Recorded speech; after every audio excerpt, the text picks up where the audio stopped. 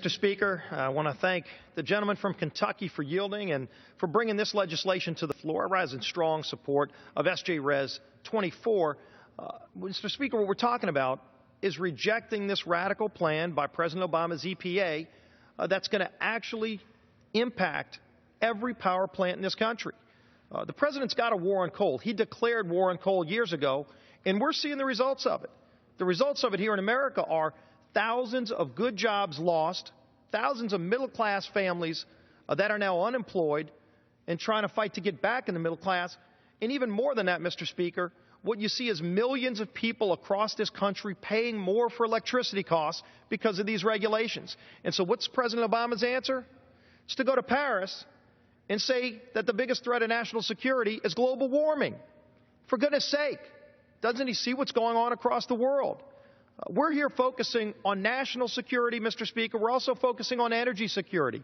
And we're standing up against a radical regulation that's going to increase costs on the most needy in this country.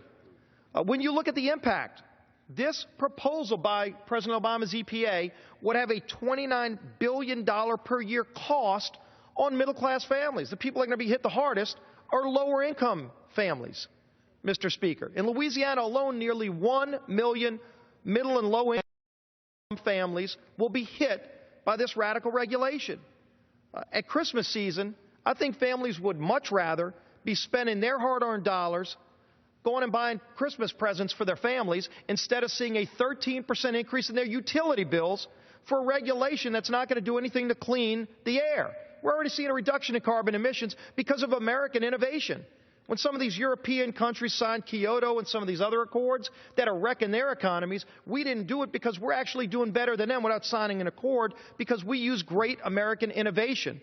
And instead, the president wants to come behind and bring a regulation that's going to strangle small businesses, it's going to strangle families, it's going to increase electricity costs on those that can least afford to pay it. Again, let them keep the money in their own pockets. Let's innovate. Let's create jobs in this economy, not use radical regulations to strangle our economy and our middle class. Let's pass this resolution. I yield back the balance of my time. Time has expired.